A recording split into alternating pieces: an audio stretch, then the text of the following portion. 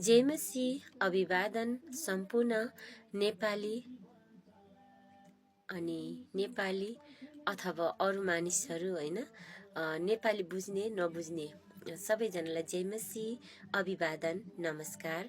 यीशुकी छोरी म शान्ति गिरी अनि सम्पूर्णलाई सामु चाहिँ के भन्न चाहन्छु भने म एउटा नपढेको अनपढ केटी हैन, नेपाली मात्र आउने हल्का फुल्का त्यो पनि। अनि म यस्तो मानिसलाई प्रभुले मलाई चुन्नु भयो 76 सालमा अनि मलाई गीत लेख्न दिनुभयो। अहिले हालसालै 76 सालमा चाहिँ एउटा मात्र लेखेँ अनि त्यसपछि अहिले 80 81 मा मैले धेरै गीतहरू लेखेको छु।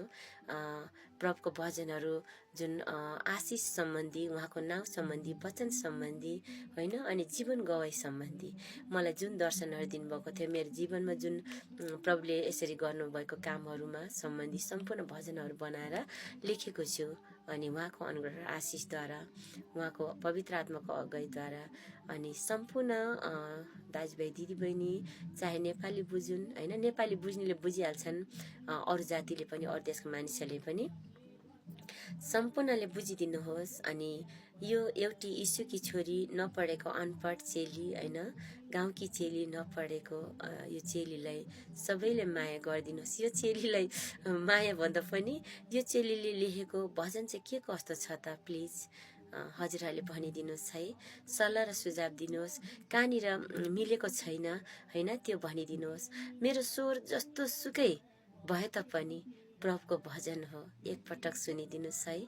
किनभने मेरो स्वर त अब के मिठो होला र, किनभने मैले सङ्गीत बिना नै, सङ्गीत नसिकिकन नै भजन गाएको छु हैन, एउटा भजन गाएको छु। मेरो मण्डलीका सम्पूर्ण हाम्रा प्रभुको जनहरूले प्रार्थना गरिदिनु भयो अनि मेरो आफ्नो आफन्तहरूले पनि गरिदिनु भयो होला सायद, उहाँहरूले पनि प्रभुलाई नचिने तापनि हैन। अनि यसरी नै अनि मेरो प्रार्थना पनि सुन्नुभयो प्रभुले अनि सम्पूर्णलाई धन्यवाद दिन चाहन्छौँ। र एउटा भजन मैले गाउन सफल भएको छु। स्वर त के मिठो होला र, मैले सङ्गीत सिकेको छैन, सङ्गीत बिना सिक्नु बिना गाउँदाखेरि स्वर के मिठो हुन्छ र, त्यो त मलाई पनि थाहा छ अनि हजुरहरूलाई झनै थाहा हुन्छ हैन।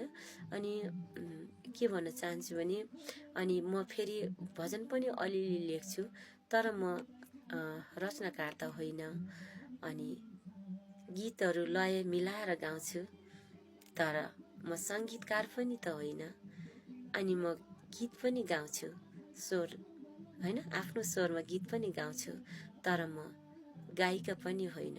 म जस्तै एउटी अनपढ, एउटी गरिबी केटी कहाँ गायिका हुन सक्छ र है। अनि त्यसैले म त एउटा कुटो कोदालो गर्ने किसानीकी छोरी, किसानीमै छु अहिले पनि।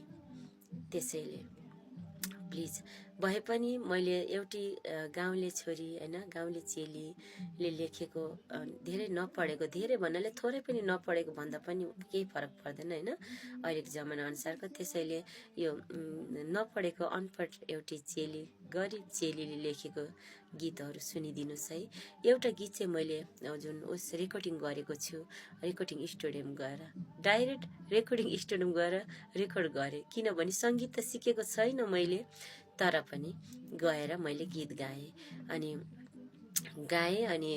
गाउँदाखेरि कुन चाहिँ गीत भन्नु होला हैन। अहिले भर्खरै टिकटकमा राखेको छु, राख्न पनि जान्थिनँ अनि आज आएर यो बोल्न पनि जान्थिनँ। आज भर्खर हाम्रो जेठाजीको छोरीलाई मैले, छोरी यो कसरी बोल्ने के गर्ने भन्दाखेरि अनि उहाँले यसरी सिकाउनु भयो, मेरो जेठाजीको छोरीले, मेरो पनि त छोरी हो, अनि उहाँले सिकाउनु भएपछि अनि मैले जाने अनि हजुरहरूको मार्फत यसरी बोल्दै यो भिडियो राख्दैछु। अब कुन गीत भन्नुहुन्छ भने अडियोमा गरेकी छु। नेपाल हाम्रो प्रभु यीशुको वरदान र आशिषको देश हो, वरदान र आशिषको देश हो भन्ने गीत है त। फेरि पनि जय मसीह नमस्कार अभिवादन भन्न चाहन्छु सबै होल टोटली मानिसहरूलाई है त।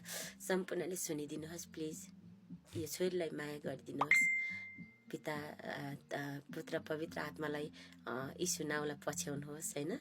सम्पूर्णलाई मलाई चाहिँ प्रभुले आशिष दिनुहुनेछ, जीवन दिनुहुनेछ। सर्वप्रथम त एकदमै नयाँ जीवन दिनुभएको छ। अनि अर्को पनि मैले एकदमै म सानो बालकदेखिबाट म एकदमै रोगी थिएँ, जन्मैदेखिको रोगी म नै हुँ। धेरै हस्पिटल डुलेको, यो देशको पनि इन्डियाको पनि है। इन्डियाको डुल्दा चाहिँ म कति 10-12 वर्षको कतिको थियो होला, अथवा 13 वर्षको, थाहा छैन, बिर्सिसकेँ मैले त्यो दिनहरू। अनि त्यतिखेर चाहिँ म सानै थिएँ। अनि त्यतिखेर चाहिँ हामी संसारिकमै थिएँ। अनि हस्पिटलहरू डुल्थेँ, धेरै हस्पिटलहरू औषधि गर्थेँ, अनि रोगहरू पत्ता नलाग्ने, अनि औषधि चाहिँ निरन्तर लिनुपर्ने, कहिले के को भनेर अनि जान्थेँ। अनि त्यसपछि पन्जाबको केसरी भन्ने होइन, पन्जाब केसरीको जुन देशमा चाहिँ, जुन इन्डियाको ठाउँमा चाहिँ पन्जाब भन्ने गाउँमा एउटा नैना देवी भन्ने मन्दिर रहेछ होइन, पन्जाब भन्ने देशमा। अनि नैना देवी मन्दिर भनेको चाहिँ किन भन्छ भन्दाखेरि त 9वटा हात रहेछ। मैले त्यतिखेर गनेको पनि कि कतिवटा हात हुनेले नैना देवी भन्छ भनेर गनेको, 9वटा हात हुनेले नैना देवी भन्दो रहेछ। अनि त्यो भित्र गुफाभित्र पस्यो भने त राम्रो हुन्छ भनेर भने। अनि त्यही भएर सरी है, क्षमा पाऊँ, सरी भन्न चाहिँ मनपर्छ कि इङ्ग्लिस बोल्न मनपर्छ, तर इङ्ग्लिसको अर्थ नबुझेपछि के गर्नु होइन, बोल्न पनि आउँदैन। अनि त्यसैले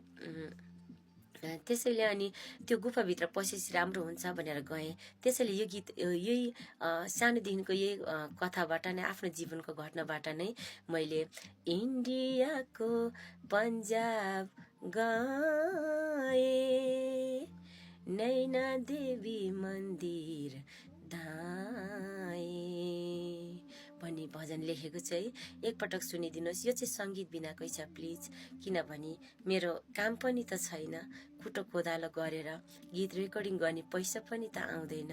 त्यसैले म जागिर खाउँ, पढे लेखा छैन, म पसल केही गरौँ, हरहिसाब गर्न आउँदैन, तर पसल गर्न पनि कहाँबाट पैसा आउने र लगानी गर्ने होइन। अब बिस्तारै के कसरी हुन्छ थाहा छैन। भजनहरू धेरै लेखेको छु, मैले आफ्नै स्वरमा गाएर राखेको हो, सुनिदिनुहोस्। आफ्नै जीवन गवाईदेखि लिएर, आफ्नै जीवन घटनाको कथादेखि लिएर सबै लेखेको छु। आगामी दिनहरूमा यो शरीर रहुन्जेल, यो शरीरमा मृत्यु नआउन्जेल होइन, म कुनै दिन पैसा भएछ, कमाइ भएछ भने म प्रभुको भजनहरू सबै रेकर्डिङ गर्नेछु अनि हजुरहरूको मार्फत सुनाउनेछु।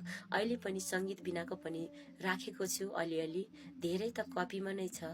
त्यो कपीमा भएको भजनहरू पनि बिस्तारै गाउँदै सङ्गीत बिना भने पनि राख्दै जानेछु। हजुरहरूको माया, हजुरहरूको साथ पाए धेरै धन्यवाद। किनभने यो छोरीको स्वरलाई माया नगरे तापनि यो छोरीले पढ्न नजानिकन लेखेको ती भजनहरूलाई सुनिदिनुहोस् अनि सल्लाह र सुझाव दिनुहोस्, के कस्तो छ भनिदिनुहोस् है, प्लिज भनिदिनुहोस् न है।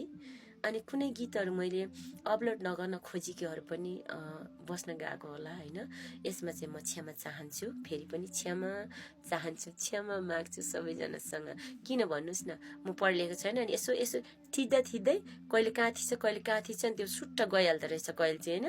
अनि कहिले चाहिँ यस्तो कि कहिले मोबाइल के भनेको के भन्दो रहेछ, ह्याङ हुँदो रहेछ भन्दो रहेछ नि, त्यस्तो हुँदो रहेछ। कहिले चाहिँ के हुने यो मोबाइल पनि भर जुटेको होइन, प्रभुले जुटाइदिनु भयो। जे होस्, सबै कुरा के कसरी हुन्छ प्रभुले जुटाउनु भएको छ। काम बिना नै भन्नाले फेरि त्यसै होइन नि त नि, फेरि मेरो आफ्नो आमाबाउले होइन माइतबाट हुन्छ अथवा लोग्नेले हुन्छ कसरी हुन्छ दिनुभएको छ कि, त्यो भन्न खोजेको नि। फेरि हजुरहरूले अन्यथा नलिनु होला, गलत नसोच्नु होला, मैले जे सत्य थियो त्यो भन्न खोजेको मात्र हो। तर तपाईँलाई धन्यवाद छ, सुनिदिनुहोस् है। यो एउटी यीशुकी छोरीलाई माया गरिदिनुहोस्। यीशुकी छोरी हुँ म, हो यीशुकी छोरी हुँ म, यो गीत पनि लेखेर राखेको छु। सङ्गीत बिना गीत धेरै छ। एउटा सङ्गीत ढालेर भन्छन् कि एउटा सङ्गीत हालेर बजाएको चाहिँ त्यो नेपाल हाम्रो प्रभु यीशुको वरदान र आशिषको देश हो भन्ने गीत मात्रै हो है। सुनिदिनुहोस्, तपाईँहरूले पनि भिडियो बनाउनुहोस्, मैले चाहिँ टिकटकहरूमा। तपाईँहरूलाई धन्यवाद छ। यीशुको नाममा जय मसीह, आमेन।